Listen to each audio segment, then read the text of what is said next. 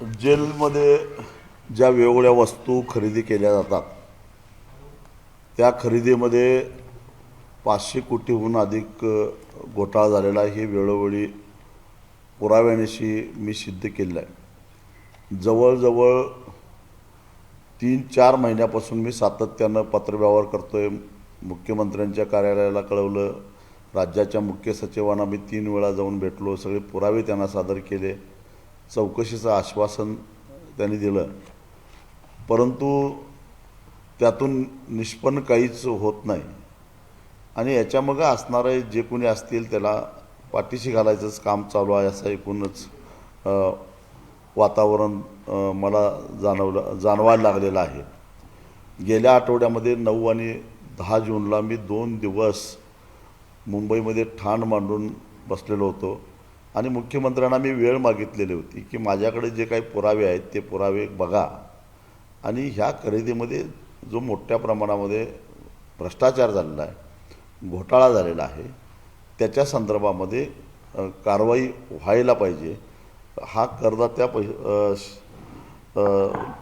जनतेचा पैसा आहे आणि त्याची उधळपट्टी कशा पद्धतीनं चालू आहे याची सखोल चौकशी होणं गरजेचं आहे।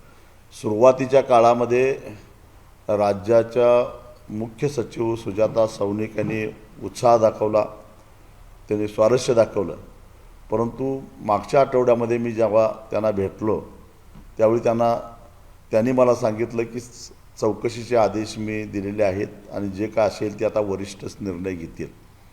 वरिष्ठ याचा अर्थ महाराष्ट्राचे मुख्यमंत्रीच, कारण गृह खातं त्यांच्याकडेच आहे आणि राज्याचे ते मुख्यमंत्री आहेत। राज्याच्या मुख्य सचिव जर असं म्हणत असतील तर प्रशासनात तरी त्यांच्यापेक्षा वरिष्ठ कोणी नाही आहे आणि मग मुख्यमंत्र्यांनीच निर्णय घेणं अपेक्षित आहे, परंतु मुख्यमंत्री सातत्यानं या विषयावर निर्णय घ्यायला चालढकल करतायत।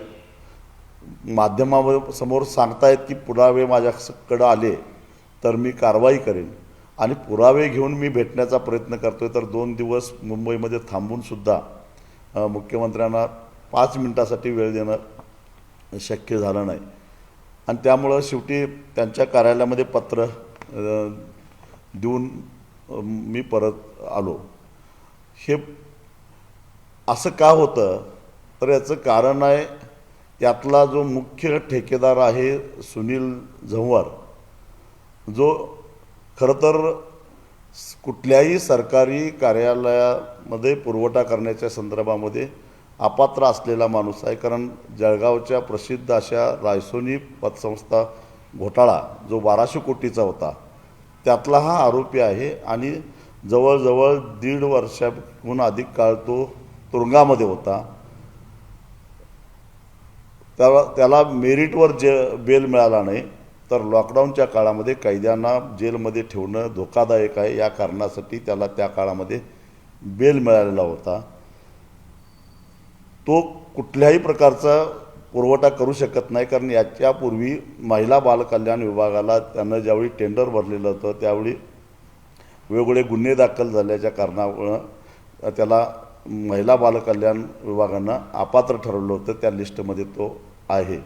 असं असताना सुनील झंवर असेल किंवा त्याच्याबरोबर अजून 2-3 भुतडासारखे लोक असतील, त्या म्हणून हा जो जेलला माल पुरवठा करायचा जो काय ठेका घेतला आहे, दर पंचतारांकित हॉटेलपेक्षाही जास्त, परंतु प्रत्यक्षामध्ये जो पुरवठा केला जातो तो अत्यंत निकृष्ट दर्जाचा, अगदी हातगाड्यावर मिळतो त्याच्यापेक्षा निकृष्ट दर्जाचा, आणि त्याच्या संदर्भामध्ये सुद्धा वेगवेगळ्या जेल सुपरिटेंडेंटनी दिलेले पत्रसुद्धा आम्ही शासनाच्या निदर्शनास आणून दिलं की याच्यामध्ये निकृष्ट आहे, वास मारलेला आहे, कुजलेला आहे, आरोग्याला अपायकारक आहे, असं असतानासुद्धा त्याच्यावर काही कारवाई झाली नाही।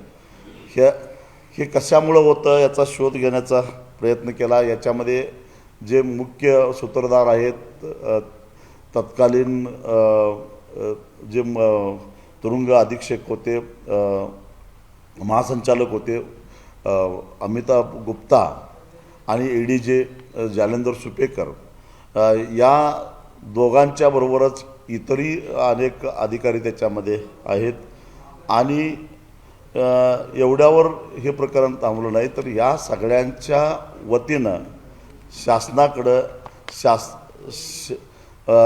सरकारमधील असणाऱ्या उच्च पदस्थांशी ज्याची सलगी आहे असा तेजस मोरे नावाचा एक ग्रस्त आहे. त्याचा फोटो जालंधर सुपेकरांनी ते या दुसरा जो ग्रस्त दिसतोय तो तेजस मोरे आहे. हा तेजस मोरेसुद्धा कुणी सामान्य माणूस नाही आहे. तर एका बँकेला फसवलं म्हणून पिंपरी पोलीस स्टेशननं त्याला अटक केलेली होती.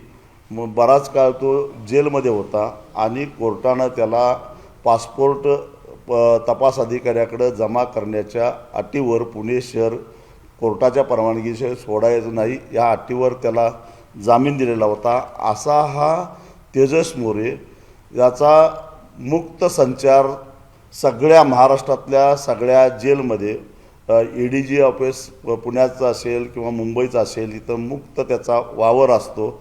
आणि मी जे आरोप करतोय ते जर खोटा असतील तर जेल प्रशासनानं त्यांच्या कार्यालयाचे TVचे फुटेज प्रसारित करावेत आणि त्याच्यामध्ये हा तेजस मोरे जेलच्या कार्यालयामध्ये काय काम आहे याचं. हा आता पूर्वीचा आरोपी असला तरी आता हा जेलमध्ये नाही आहे, पॅरोलवर सुटलेला नाही आहे, हा कुठल्या संविधानिक पदावर नाही आहे आणि हा ठेकेदारही नाही आहे. मग हा प्रत्येक जेलमध्ये जाऊन हा तेजस मोरे काय करतोय. आणि नुसतंच हा तेजस मोरे जेलमध्ये जात नसतो तर मंत्रालयामध्ये सुद्धा या माणसाचा मुक्त संचार आहे. मी 9-10 तारखेला जेव्हा मुंबईमध्ये मंत्रालयात होतो मुख्यमंत्र्यांच्या निमंत्रणाची वाट बघत मंत्रालयात ठाण मांडून बसलो होतो त्यावेळी या तेजस मोरेला मंत्रालयामध्ये अनेक वेळा आलेलं मी बघितलेलं आहे. खरं तर आता सरकारनं मंत्रालयामध्ये सर्वसामान्य लोकांना प्रवेश करणं अतिशय अवघड झालेलं आहे. कारण एकतर पास पाहिजे नाही तर आणि त्याच्यानंतरसुद्धा त्याचा कॅमेरामध्ये फोटो काढला जातो आणि तरच प्रवेश दिला जातो. अगदी आमदार खासदारांच्या गाड्यासुद्धा तपासल्याशिवाय पोलीस मंत्रालयामध्ये गाड्या येऊन देत नाहीत. मी चालत मंत्रालयामध्ये जात असताना माझ्याबरोबर 2 विद्यार्थी होते. त्यांनी विनंती केली की आम्हाला शिक्षण विभागामध्ये काही अधिकाऱ्यांना भेटायचं आहे, आम्हाला आत घेऊन चला म्हटल्यानंतर मी त्या 2 विद्यार्थ्यांची नावं गेटवर नोंदवून त्यांना बरोबर घेऊन जात असताना अचानक एक काळी गाडी आली. त्या काळ्या गाडीतून म्हणजे आमदार खासदारांच्या गाड्यासुद्धा पोलीस तपासतात पण या गाडीला कुणीही अडवलं नाही, तपासलं नाही आणि थेट ती गाडी आत गेली. आणि जिथं ज्या दिवशी कॅबिनेट असते त्या दिवशी मंत्र्यांच्या आणि अधिकाऱ्यांच्या गाड्याशिवाय कुठलीही गाडी पोलीस मंत्रालयाच्या पार्किंग लॉटला पार्क करून देत नाही. तिथं दिमाखामध्ये ती गाडी पार्क झाली आणि त्यातून हा जो माणूस उतरला तो दुसरा तिसरा कोण नव्हता तर तो तेजस मोरे होता. मग मगाशीच मी सांगितलं की हा कुठल्याही संविधानिक पदावर नाही आहे, तो कुठला ठेकेदार नाही आहे, त्याला मंत्रालयामध्ये येण्याचा पास नाही आहे, तरीसुद्धा बिनदिक्कतपणे तो कसल्याही अडथळ्याशिवाय तो मंत्रालयामध्ये येत असतो. त्याच्यानंतर तुम्हाला मी काही फोटो दाखवणार आहेत. ते फोटो म्हणजे हा एक फोटो आहे तो त्या दिवशीच मला वाटतं की 9 तारखेला मंत्रालयामध्ये जो मध्ये मोकळा पॅसेज आहे त्या पॅसेजमध्ये कारागृह प्रशासनानं कायद्याने उत्पादित केलेलं जो काही वेगवेगळे उत्पादन आहेत त्याचं प्रदर्शन मांडलेलं होतं आणि त्याचं उद्घाटन स्वतः मुख्यमंत्री करणार होते आणि त्यासाठी मुख्यमंत्री त्या ठिकाणी आले. मुख्यमंत्री आलेले असताना मी गॅलरीतून हे सगळं बघत होतो तर मुख्यमंत्री आले नसताना मुख्यमंत्र्यांच्यावर उपमुख्यमंत्री किंवा कुठलाही मंत्री कुठलाही एकही आमदार नव्हता. पण हा तेजस मोरे मात्र मुख्यमंत्र्यांच्या बरोबर त्या उद्घाटनामध्ये दिसतोय. हा जो गोल केलेला आहे तो हा तेजस मोरे मुख्यमंत्र्यांच्या बरोबर तिथं हा हजर होता आणि मुख्यमंत्र्यांना अगदी अधिकारवाणीनं कुठं काय चाललंय हे प्रॉडक्ट कुठल्या जेलमधलं, हे सगळी माहिती मुख्यमंत्र्यांना पुरवत होता. मुख्यमंत्री निघून गेल्यानंतरसुद्धा जेलमधल्या जे वरिष्ठ अधिकारी आहेत कारागृहाचे, त्यांना घेऊन हा आढावा बैठक घेतल्यासारखं या ठिकाणी बसल्या पडला. हा तेजस मोरे हे सगळे ठेके निश्चित करण्याचं काम करतो. या तेजस मोरेबद्दल अनेक तक्रारी झाल्या, परंतु त्याच्याबद्दल काही कारवाई होत नाही. तर माझ्याकडे व्हिडिओ शूटिंगसुद्धा आहे, त्याच्यामध्ये मुख्यमंत्र्याची आणि त्याची सलगी त्या ठिकाणी त्या एकूण कार्यक्रमामध्ये दिसते. मुद्दा हा आहे की एवढ्या मोठ्या प्रमाणामध्ये आरोप होत असताना, एवढं मोठं घोटाळा झालेला असतानासुद्धा अशा प्रकारचे हे मध्यस्थानी, मला आश्चर्य या गोष्टीचं वाटतं की मुख्यमंत्र्यांना जेलमध्ये जाऊन परत आलेले जेल रिटर्न लोकच कसे काय आवडतात. कारण सुनील झवर जेलमधनं परत आलेला आहे आणि तो जेलचा सगळा पुरवठा करणारा ठेकेदार आहे. ते सगळं महाराष्ट्रातल्या सगळ्या जेलला पुरवठा करण्याचं नियंत्रण करणारा जो काही हा तेजस मोरे आहे, तोही जेलमधनं रिटर्न आहे. म्हणजे जेलमध्ये गेल्यानंतर मुख्यमंत्र्यांना ह्याची जबाबदारी नाकारता येणार नाही. कारण महाविकास आघाडीचा 2.5 वर्षाचा कालावधी वगळता गेल्या 8 वर्षापासून, म्हणजे मागच्या 10 वर्षापासून, त्यातलेच 2.5 वर्ष सोडली तरी गृह खातं हे त्यांच्याकडेच आहे. आणि त्यामुळं मला त्याच्यामध्ये काय चाललं आहे माहीत नाही, मी माहिती घेतो असं मुख्यमंत्र्यांनी म्हणायचं काही कारण नाही. त्याचाच अर्थ या सगळ्या लोकांना, हे घोटाळे करणारे जे लोक आहेत त्या लोकांना मुख्यमंत्र्यांचं संरक्षण आहे आणि मुख्यमंत्री स्वतःच ती चौकशी होऊन देत नाहीत आणि त्यामुळंच यातून सत्य बाहेर पडत नाही. कारण अनेक अधिकारी दबक्या आवाजात असे बोलतात की हे सगळं बरोबर आहे, हे चौकशी व्हायला पाहिजे, परंतु वरिष्ठांच्या पुढं आमचं काही चालत नाही. आणि मग एका बाजूला मुख्यमंत्री म्हणतात की मंत्रिमंडळातला माझा सहकारी असला तरीसुद्धा त्याला मी तुरुंगात टाकेन, मी कुणाचीही गय करणार नाही. आणि दुसऱ्या बाजूला जेलमधनं सुटून आलेलेच लोक जर का मुख्यमंत्र्यांचे हस्तक म्हणून अशा प्रकारचे जर का घोटाळे करत असतील आणि मुख्यमंत्री त्याच्यावर जर का मुख घेऊन गप्प बसत असतील, तर देवेंद्र फडणवीस साहेब तुम्हाला आता या प्रश्नाची उत्तरं द्यावीच लागेल असं माझं ठाम मत आहे. महेंद्र नहारकर नावाच्या गृहस्थाचं आहे. त्यानं मला असं त्याच्यामध्ये लिहिलेलं आहे, हिंदीतलं पत्र आहे, की माझा पुतण्या तिथं काही किरकोळ गुन्ह्यामुळं जेलमध्ये, नागपूर जेलमध्ये होता आणि त्या ठिकाणी त्याला प्रचंड त्रास दिला. एवढंच नाही तर त्याचं लैंगिक शोषण त्या ठिकाणी होतं, अशा प्रकारची तक्रार करणारे एक पत्र मला नागपूरवरनं सुद्धा आलं. म्हणजे महाराष्ट्रातला कुठलंही जेल काही सुरक्षित नाही, आलबेल नाही, असे हे सगळे पुरावे आता चालत आले. आणि अनेक कैदी जे पॅरोलवर सुटून बाहेर आलेले आहेत किंवा शिक्षा भोगून बाहेर आलेले आहेत, ते फोन करून सांगतायत की तुम्ही जे काय आरोप करतायत ते फक्त 10% सत्य त्यातलं फक्त सांगताय, ह्याच्यापेक्षा 90% त्याच्यापेक्षा भयानक प्रकार त्या ठिकाणी जेलमध्ये घडतात असं अनेक जण आता सांगायला लागले आहेत. एवढं सगळी माहिती माझ्यासारख्या माणसाकडं उपलब्ध होते, मग मुख्यमंत्र्यांच्याकडं का जात नाही, गृह खात्याला का हे जात नाही, काही ही व्यवस्था सुधारायचीच नाही. कारण तुरुंग हे ठेकेदारांना आणि ठेकेदारांच्या पाठीमागे असणारे त्यांचे जे काही राजकीय गुरु असतील त्यांना चरण्याचं एक साधन आहे, म्हणून या तुरुंगाकडे बघितलं जातं का. म्हणजे एका बाजूला सातत्यानं आरोप होत आहेत की वाल्मिक कराडचे जेलमध्ये लाड होत आहेत, त्याचबरोबर केवळ वाल्मिक कराडचेच नाही, ह्या अशा प्रवृत्ती जे लोक असतील त्यांना त्यांचे लाड होतातच, परंतु ज्याच्या पाठीमागे कोणी नाही, जे गरीब आहेत त्याचं पिळवणूकसुद्धा त्या ठिकाणी होतं, हे आता स्पष्ट झालेलं असताना याची चौकशी सरकार का करत नाही, हाच माझा सवाल आहे.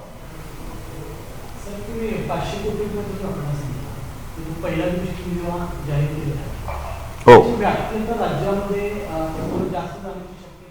अजून वाढतं, कारण हा 1 वर्षातला झाला.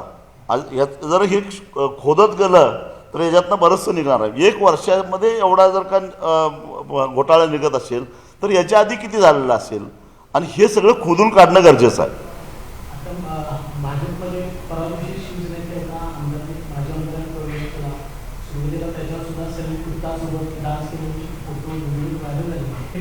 बाहेर काढले तर भाजपकडून काय अपेक्षा असतील?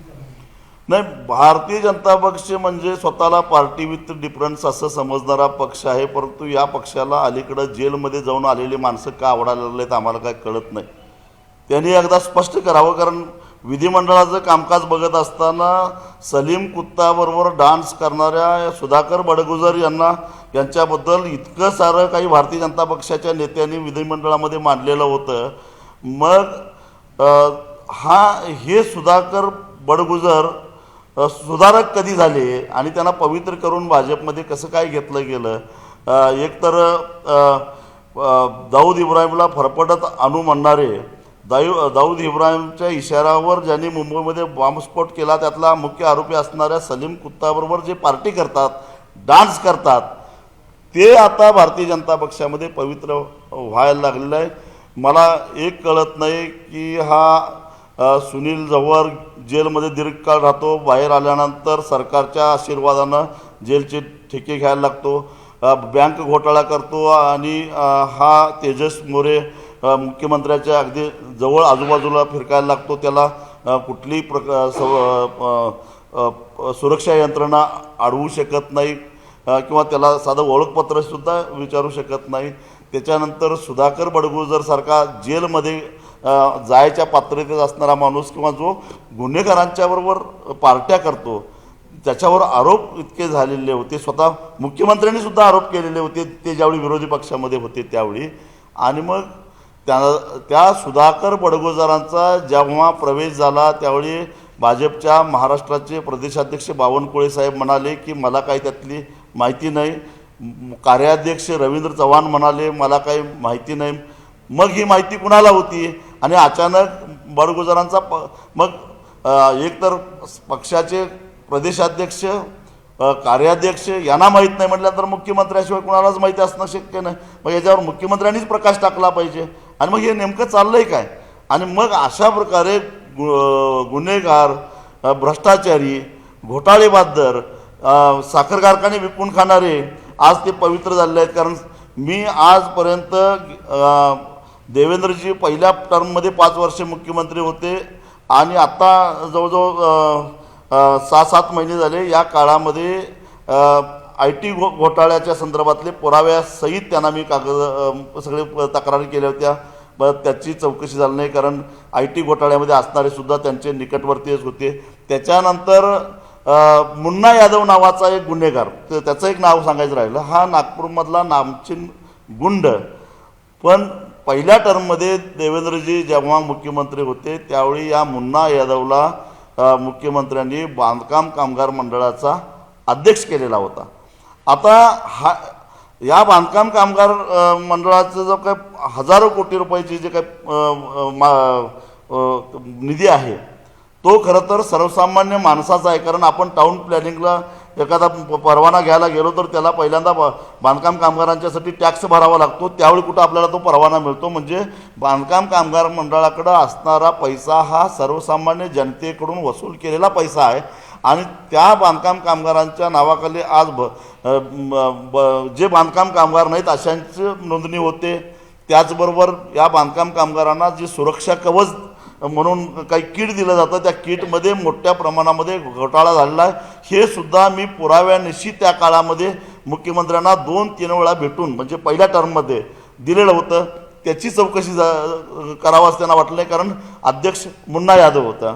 आणि आता त्याच्यानंतर साखर कारखाना घोटाळ्याच्या सगळ्या पहिली खरं तर किरीट समूहाकडे जे काय मटेरियल होतं ते मी ईडीकडे दिलेल्या तक्रारीचंच त्यांनी सगळं काढलेलं होतं. पण त्या पुराव्याचा वापरसुद्धा साखर कारखानदारांना ब्लॅकमेल करण्यासाठी केला गेला, त्यांना शिक्षा करण्यासाठी किंवा त्यांच्यावर कारवाई करण्यासाठी त्या पुराव्याचा कधी उपयोग केला गेला नाही. आणि आता जेलमधनं होणारे जे काही घोटाळे आहेत त्याच्या संदर्भात सुद्धा सातत्यानं माहिती देऊन सुद्धा, पुरावे देऊन सुद्धा कारवाई होत नसेल तर मग हे कसलं आलं आहे पार्टी विथ डिफरन्स? एका बाजूला मोदी हे हुकूमशाह पद्धतीने वागण्याचा त्यांच्याच खासदारांचा आरोप आहे, तसाच राज्यामध्ये मुख्यमंत्री सुद्धा आता हुकूमशाह झालेले आहेत का? कारण ते जे निर्णय घेतात किंवा माहिती ते दुसऱ्याला तुम्हाला सांगत नाही, तर भाजपमध्ये अशा पद्धतीची हुकूमशाही चालू. निश्चितच एवढं सगळं होऊन सुद्धा जेव्हा मुख्यमंत्री म्हणतात की माझा सहकारी जरी गुन्हेगार असेल, भ्रष्टाचारी असेल तर तो तुरुंगात जाईल, तर मग गुन्हेगारी प्रवृत्तीचे लोक जर तुमच्याच आजूबाजूला जर का घोटाळत असतील, फिरत असतील, विनासायास कसलंही सुरक्षा कवच भिदून ते त्या ठिकाणी येत असतील, तर देवेंद्रजी आता तुम्हीच त्याचा खुलासा केला पाहिजे. आजपर्यंत तुम्ही दुधाचं आणि ऊसाचं आंदोलन आम्ही बघितलेले, मग ते घर मिळण्यासाठी केले, पण आता हा घोटाळा बाहेर काढण्यासाठी जेलच्या समोर काही अशी वेगळी आंदोलन शेतकरी संघटनांची पाहिजे. मी वाट बघतोय अजून. आणि आता विशेषतः मी जे काही माहिती गोळा केलेली आहे ती माहिती माझे जे काही गेल्या 20-25 वर्षामध्ये अनेक विधिमंडळातले सहकारी आता तिथं काम करतात त्यांच्याकडे मी पुरवणार आहे. विधिमंडळामध्ये कशा प्रकारे चर्चा होते, त्याच्यावर सरकार काय उत्तर देते हे मी बघणार आहे. आणि या उपरी जर काय सरकार काय करणार नसेल तर कदाचित ते करावं लागेल, कारण जेलमध्ये केवळ गुन्हेगारच असतात अशातला वागणे. अनेक वेळा आता हा पोरगा आहे त्यातलाच आहे, खोट्या गुन्ह्यातच त्याला मारामारीमध्ये 5-8 दिवस मॅजेस्टिक कस्टडी मिळालेली होती. तर अशा अनेक लोक असतात खेड्यापाड्यातले ज्यांच्या पाठीमागे वशिला नसतो किंवा ज्यांनी पोलिसाला पैसे दिलेले नाहीत म्हणून त्यांना खोटे गुन्हे दाखल करून त्यांना तुरुंगात टाकलेलं असतं किंवा त्यांना कोणी जामीनदार मिळत नाही, गरिबांची पोरं असतात. आणि अशा सर्वसामान्य लोकांना, सगळेच काही गुन्हेगार नसतात, तेव्हा या लोकांचं शोषण करण्याचा अधिकार यांना नाही आहे. आणि त्यामुळं हा मुद्दा घेऊन भविष्यामध्ये याच्यापेक्षाही जोरात मी रान पेटवल्याशिवाय सोडणार नाही. विरोधी पक्षांनी करायला पाहिजे ते काम तुम्ही करणार नाही, विरोधी पक्षांनी जे काम करायला पाहिजे ते तुम्ही करणार नाही. सत्ताधारी आणि विरोधकांचं साठलोट आहे असं वाटतं का? कारण विरोधकांचा आवाजच कुठं दिसतो. विरोधकांनी आवाज उठवण्याचा प्रयत्न केला तर त्यांचा आवाज दाबला जातो. मला माहीत नाही त्यांची काय अडचण आहे, परंतु ही वस्तुस्थिती आहे. परंतु स्वाभिमानी शेतकरी संघटनेची ख्याती अशी आहे की आम्ही एकदा एखादा प्रश्न हातात घेतला की कडेला नेल्याशिवाय सोडत नाही आणि त्या पद्धतीनं आम्ही सोडणार नाही. साहेब, तुम्ही जे काही जेल घोटाळा काढलेला आहे तर त्याच्यावर मुख्यमंत्री म्हणतात की आम्ही चौकशी करू, तर चौकशी करण्यासाठी त्यांना काय अवधी देणार का आणि किती देणार, आणि दुसरं किती वेळ तुम्ही पुढं घेऊन तुम्ही न्यायालयात? आता मुख्यमंत्री सांगतात, मला राज्याच्या मुख्य सचिव सुजाता सौनिक यांनी 1.5 महिन्यापूर्वी सांगितलं होतं की आम्हाला फक्त 1 महिना द्या, ही सगळी माहिती आम्ही काढतो, चौकशी करतो. मग 1 महिन्याच्या ठिकाणी 1.5 महिना झाला तरी चालणार. आणि त्या आता उडवाउडीची उत्तरं देतात. त्या म्हणतात की आमचं काम आम्ही केलेलं आहे, आता वरिष्ठ निर्णय घेतील. मग वरिष्ठांना निर्णय घेण्यासाठी अवधी कशासाठी पाहिजे? जर प्रशासनानं त्यांचं काम केलेलं असेल तर एक तर ही सगळी जी माणसं आहेत यातल्या एकानं तर मला आबरू नुकसानीचा दावा करायचा नोटीस दिलेली होती त्या झवरनं. पण मी म्हटलं येच बाबा म्हटलं कोर्टात, त्यामुळे कोर्टात मला माझे पुरावे दाखल करता येतील, जाऊच म्हटलं कोर्टात. पण परत काय त्यानं काय पुढं काय केलं नाही. राज्यामध्ये जेलमध्ये वस्तू पुरवण्याची जी टेंडर प्रक्रिया पूर्ण केली जाते, जाहिरात काढली जातात. कोल्हापुरामध्ये सुद्धा 3-4 पुरवठादार लोक आहेत ज्यांनी 6 महिन्यापूर्वी आवाज उठवण्याचा प्रयत्न केला होता की विशिष्ट लोकांना ते टेंडर भरण्याची मुभा दिली जाते आणि कितीही चांगलं मटेरियल दिलं तर आमचं टेंडर घेत नाही. तर त्यांच्याशी आपला संपर्क झाला होता? त्यातल्या काही लोकांनी माझ्याशी संपर्क साधलेला होता. हे अमिताभ गुप्तांचंच हे पहिल्यांदा डोकं. त्यांनी काय केलं की जेलमध्ये ज्या वस्तू लागतात त्यापूर्वी विभागीय पातळीवर वेगवेगळे पुरवठादार पुरवठा करायचे. यांनी काय केलं, याला सेंट्रलाइज पद्धतीनं हे करायचं आणि मार्केटिंग फेडरेशनच्या रेटचा आधार घेऊन त्याचे दर निश्चित करायचं. आता मार्केटिंग फेडरेशनचे दर निश्चित हे एक मोठंच प्रकरण आहे. त्याच्यामध्ये कृत्रिम रीतीनं जास्ती दर दाखवले जातात मार्केटिंग फेडरेशनकडून आणि त्याचा आधार घेऊन ह्या ठेकेदारांच्या बरोबर जी वस्तू 10 रुपयाला असते ती 25 रुपयाला खरेदी करण्याचे असे प्रकार झाले. त्याचेही पुरावे आमच्याकडे सगळे आहेत. अगदी वॉशिंग मशीनपासून ते हे जनरेटरपर्यंत अनेक म्हणजे कोटेशन आम्ही घेतलेले आहेत. त्याच ज्या कंपनीचं जेल प्रशासनानं खरेदी केलं त्याच कंपनीचे कोटेशन आम्ही घेतले आहेत, त्याचे पुरावेसुद्धा आमच्याकडे आहेत. यांनी काय केलं, सेंट्रलाइज पद्धतीनं म्हणजे दूध सगळ्या महाराष्ट्राला एकच ठेकेदार पुरवणार, भाजीपाला सगळ्या महाराष्ट्राला एकच ठेकेदार. मला सांगा की कोल्हापूरचाच ठेकेदार जर असेल तर तो चंद्रपुरातल्या जेलला कसा पुरवणार भाजीपाला? तिथंपर्यंत पोचायला किती वेळ लागेल? पूर्वी विभागीय त्या पातळीवरचे ठेकेदार पुरवत होते. ते एकाच ठेकेदाराला, आणि त्यांनी त्यासाठी काय केलं की ठेकेदाराचं कमीत कमी त्याचे नेटवर्क हे 40 कोटी असलं पाहिजे आणि उलाढाल 100 कोटी असली पाहिजे. आता छोट्या व्यापाऱ्यांचं नेटवर्क 40 कोटी कसं असणार? म्हणजे सगळ्यांना अपात्र करून टाकलं. इथल्या ज्या छोट्या पुरवठादारकांची जी तक्रार होती ती ही होती की आम्हाला अपात्र अशा पद्धतीने केलं गेलं की आम्ही वर्षानुवर्ष स्पर्धेत उतरून आम्ही माल पुरवठा करत होतो, परंतु आम्हाला यातून बाजूला काढण्यासाठी आम्हाला नेटवर्कची अट लावली 40 कोटीची आणि उलाढाल दाखवायला सांगितली 100 कोटी. मग 100 कोटी बरं, ज्यांनी 100 कोटीचे टेंडर घेतलेत त्यांनी काय दिलं? बाकी ब्लॅकलिस्टमधलेच आहेत ते. मग त्यांना कसं दिलं गेलं? आणि ह्याची सखोल चौकशी होणं गरजेचं आहे, ही आमची मागणी आहे. याचं कारण असं आहे की चिरीमिरी एकाकडनं घेत बसण्यापेक्षा एकट्याकडनंच चांगला गट्टा घेता येतो, हे त्याच्या गबाड घेता येईल. वसुलीला फार त्रास होतो यांना अलीकडं.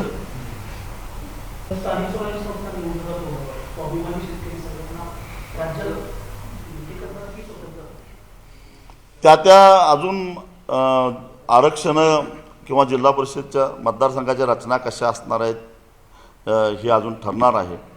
पण ती त्या परिस्थिती बघून जास्तीत जास्त स्वाभिमानीचे सच्चे कार्यकर्ते जिल्हा परिषदेच्या सभागृहात जातील, पंचायत समितीत जातील, यासाठी आमचा प्रयत्न राहील. सगळे चोर मावस भाऊ सगळे मिळून वाटून खाऊ अशी सध्या परिस्थिती आहे. त्यामुळे त्या परिस्थितीमध्ये आमचा बिल्लावाला निवडून येण्यासाठी काय करावं लागेल त्यासाठी आम्ही करू प्रयत्न. राज्य सरकारमध्ये एकतरी शेतकऱ्यांच्या दृष्टीनं, विद्यार्थ्यांच्या दृष्टीनं आणि सर्वसामान्यांच्या दृष्टीनं निर्णय होणं अपेक्षित आहे. निर्णय घेणारे अंधश्रद्धेमध्ये उलटलेले आहे. परवाच 2 व्हिडिओ व्हायरल झाले, तर तो एक व्हिडिओ असेल किंवा एकूणच नेत्यांचे जे व्हिडिओ व्हायरल होते त्या संदर्भात काय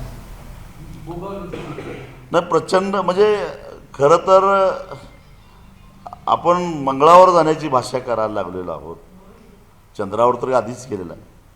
आणि अशा परिस्थितीमध्ये अंधश्रद्धेमध्ये गुरफटून अशा पद्धतीनं आपण विधिमंडळामध्ये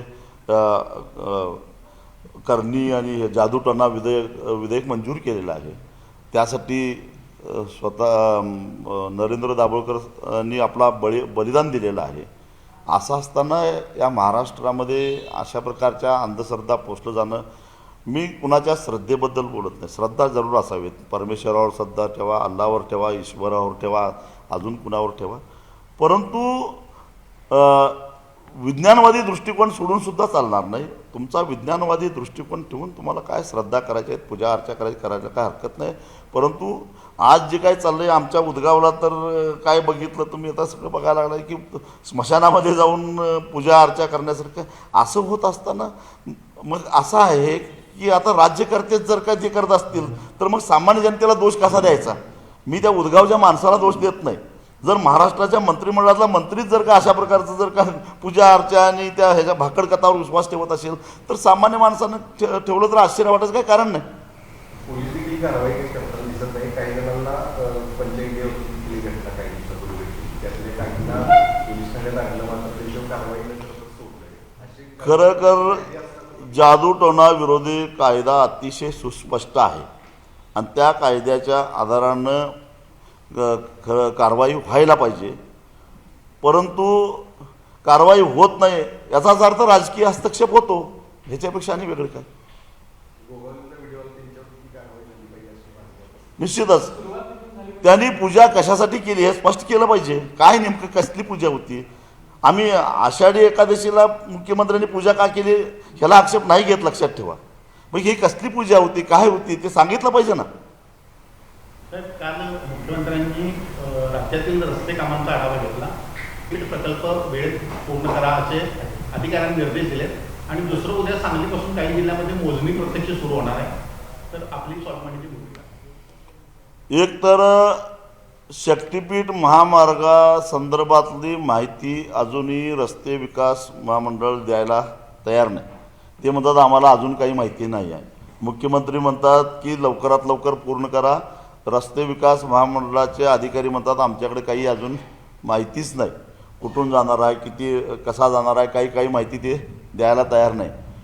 शक्तीपीठ महामार्ग हा काय गोपनीय आहे काय? म्हणजे काही पाकिस्तानचे ड्रोन येऊन ते बॉम्ब टाकून तो उद्ध्वस्त करतील आणि त्यामुळे ते गोपनीय ठेवलेलं आहे का? काय नेमकं याच्या पाठीमागं? आणि मग दुसऱ्या बाजूला सर्वे होताना दिसतो. मग रस्ते विकास महामंडळालाच अंधारात ठेवून एकतर रस्ते विकास महामंडळाच्या अधिकाऱ्यांना माहिती देऊ नका असे आदेश दिलेले असले पाहिजेत. मग ते दिलेलं असेल तर ही माहिती गोपनीय आहे का? मग तसं त्याचा खुलासा करावा. नसेल तर रस्ते विकास महामंडळाच्या प्रशासनाला किंवा अधिकाऱ्यांना अंधारात ठेवून हा सर्वे कोण करायला लागला आहे? पण माझी माहिती अशी आहे की सर्वे खाजगीकरणातून करण्याचा प्रयत्न होतोय, पण 12च्या 12 जिल्ह्यामध्ये त्याला विरोध होतोय. अनेक ठिकाणी दगड मारून शेतकऱ्यांनी ड्रोन पाडलेले आहेत. सॉईल सॅम्पल घ्यायला गेलेल्या ट्रॅक्टरच्या टायरी फोडलेल्या आहेत. आणि इथून पुढं सुद्धा तसंच होणार आहे. 50,000 कोटी रुपये कमावण्यासाठी ते वाटेल ते प्रयत्न करतील, दमन नीतीचा अवलंब करतील, परंतु शेतकऱ्याची जमीन वाचवण्यासाठी आणि भविष्यामध्ये महाराष्ट्रातल्या त्या रस्त्यावरून प्रवास करणाऱ्या प्रवाशांच्या खिसा कुणी कापू नयेत. कारण हे 86,000 कोटी आज त्याचा DPR आहे, परंतु जसा समृद्धीचा DPR वाढत गेला तसा हा 2 लाख कोटीपर्यंत जायला काही वेळ लागणार नाही. आणि हे 2 लाख कोटी रुपये त्या रस्त्यावरून प्रवास करणाऱ्या प्रवाशांच्या खिशातून टोलद्वारे जाणार आहेत. त्यामुळं हा दरोडा आम्ही पडून देणार नाही. शक्तीपीठचं नोटिफिकेशन रद्द झालेलं GR मंत्री मुशीमध्ये दाखवलं होतं. आता सत्तेत आल्यानंतर ते म्हणतात की मुख्यमंत्री जर का करायचं असेल शक्तीपीठ तर करण्याची भूमिका त्यांची. ही भूमिका बदलल्यावर मुश्रीफांची भूमिका बदललेली आहे याबद्दल कुणाची भूमिका काय आहे आणि कुणी कशी भूमिका बदलली याच्याशी आम्हाला काही देणं घेणं नाही. पण आम्ही शक्तीपीठ महामार्ग होऊन देणार नाही, कारण त्याची आवश्यकता नाही आहे. मुळामध्ये शक्तीपीठ महामार्गाला समांतर असणारा कोल्हापूर ते नांदेड हा महामार्ग आहे आणि हा महामार्ग सध्या तोट्यात आहे. तो तोट्यात असताना कारण जिथं राष्ट्रीय महामार्ग प्राधिकरणाला दररोज एका टोलवरून 40 लाख रुपयाचं कलेक्शन अपेक्षित असताना तिथं केवळ 9 आणि 10 लाख रुपये कलेक्शन होत असेल तर तो तोट्यात आहे. म्हणजे क्षमतेच्या केवळ 25% तो रस्ता चालत असताना दुसरा रस्ता केवळ कुणाला तरी पैसा कमावता यावा, कुणाला तरी ठेका देता यावा, कुणीतरी मालामाल व्हावं म्हणून महाराष्ट्राच्या तिजोरीवर कुणी दरोडा टाकत असेल तर आम्ही पडून देणार नाही. पण शक्तीपीठ प्रकल्पाला एका जसा विरोध होतोय तसं दुसऱ्या बाजूला तो प्रकल्प झाला पाहिजे असे काही समन्वय पण झाला आहे. ते जे समर्थक होते व्हायला पाहिजे म्हणणारे त्यांनी आपले गट नंबर सांगावेत. त्यांच्या शेतातून जातोय काय? ज्याला अधिकार आहे, ज्याच्या शेतातून रस्ताच जात नाही त्याला काय अधिकार आहे बोलायचा, करा म्हणायचा? बरं, विकासाच्या मुद्द्यावरून ते जर समर्थन करत असतील तर या प्रश्नाचं उत्तर द्यावं की एक राष्ट्रीय महामार्ग तोट्यात असताना त्या रस्त्याला समांतर असा दुसरा महामार्ग करण्याची गरज आहे काय? विकासाच्या पुजाऱ्यांनी सांगावं आता मला. काल शिवसेनेचं वर्धापन दिन होता, 2 वेगवेगळी भाषणं झाली. उद्धव ठाकरेंचं भाषण झाल्यानंतर मुख्यमंत्र्यांचं भाषण झालं. उद्धव ठाकरेंना किंवा त्या शिवसेनेला यापूर्वीच आम्ही मारून टाकलेला आहे अशा पद्धतीने वक्तव्य केलेलं ज्या संपूर्ण राज्यात कसं बघतात एकूणच याचं? मला असं वाटतं की मुळामध्ये स्वर्गीय बाळासाहेब ठाकरे यांनी शिवसेना ही मराठी माणसाचं हितासाठी म्हणून मुंबईमध्ये स्थापन केलेली होती. त्याची व्याप्ती नंतर महाराष्ट्रामध्ये वाढली, पण मूळ शिवसेना मुंबईमध्ये मराठी माणसावर अन्याय होतो यासाठी स्थापन झालेली होती. आणि आता मराठी माणूस मुंबईमध्ये हळूहळू कमी होत चाललेला आहे. त्याच्या अधिकारावर आक्रमण व्हायला लागलेलं आहे. आता अगदी हिंदी सक्ती करण्यापर्यंत मजल गेलेले आहे. एक दिवस मुंबईची भाषा हिंदी झाली तरीसुद्धा काही आश्चर्य वाटायचं काय कारण नाही. अशा वेळी जे भूमिपुत्र आहेत, स्थानिक आहेत, मूळचे मुंबईकर कोण आहेत? मराठी बोलणारे, मराठी भाषिक आहेत, ते कुठल्याही जाती धर्माचे असोत, पण त्यांच्यावर अशा प्रकारचं अतिक्रमण होत असताना, त्यांच्या अधिकारावर आक्रमण होत असताना शिंदे साहेबांची शिवसेना त्या तडफेनं आवाज उठवते का? उठवत नसेल तर मग त्यांना खरोखरच बाळासाहेबांचं नाव घ्यायचा अधिकार आहे का, त्यांनीच तपासून बघावं. तर मे महिन्याच्या अखेरीला जोरात पाऊस झाला, आता सुद्धा पाऊसमान जास्त आहे आणि यावर्षी पाऊस जास्त. पंचगंगेची पाणी पातळी एका रात्रीत 12 फूट वाढली. शिरोळमध्ये पण तसंच होतं, कृष्णा नदीमध्ये वाढली. हिप्परगी धरणाचं आणि अलमट्टीमध्ये सध्या पाणीसाठा जास्त आहे. तर हे पुराणा निमंत्रण असं सगळं वातावरण आहे. अशा परिस्थितीत केंद्रीय जल आयोगाची जी काही तत्त्व ती पाळली जात नाही. पाणीसाठा किती असावा त्या संदर्भात कालच मी जिल्हाधिकाऱ्यांची भेट घेऊन, काल नाही मला वाटतं परवाच्या दिवशी भेटलेलो होतो आणि त्यांना आठवण करून दिली. कारण माझ्या माहितीप्रमाणे आलमट्टीच्या पाणी पातळी नियंत्रण करण्यासाठी बेळगाव आणि कोल्हापूर जिल्हाधिकाऱ्यांची नेमणूक केलेली आहे. तर 500 जूनमध्ये साधारणपणे 513 मीटर एवढी पाण्याची पातळी असणं गरजेचं आहे. असं असताना 515पर्यंत आलमट्टीची पाण्याची पातळी गेलेली आहे. मग ती कधी 517पर्यंत जाऊ शकते आणि 15 ऑगस्ट नंतर 517च्या वर पाण्याची पातळी करायची. मग 2 मीटरचाच फक्त गॅप आहे. त्यामुळं हे धोकादायक आहे. कधी ढगफुटीसारखा प्रकार होऊ शकतो, अतिवृष्टी होऊ शकते आणि ते झालं आणि आधीच 515च्या लेवलला जर पाणी असेल तर आपल्याला आलमट्टीच्या बॅकवॉटरचा त्रास होत नाही. तर आलमट्टीच्या दिशेनं पाण्याचा जो प्रवाह आहे त्या प्रवाहाचा वेग कमी होतो आणि त्यामुळं पाण्याची फूग वाढते. ह्या गोष्टीचा आपल्याला त्रास होतो आणि त्यामुळं जेवढं पाण्याची पातळी वर येईल तेवढं कृष्णेच्या प्रवाहाचा वेग कमी होईल आणि वेग कमी झाला तर डोंगरातलं आपल्याकडे येणारं पाणी वेगात येणार आणि पुढं जाणारं पाणी हळू जाणार. मग राहिलेलं पाणी पसरणार.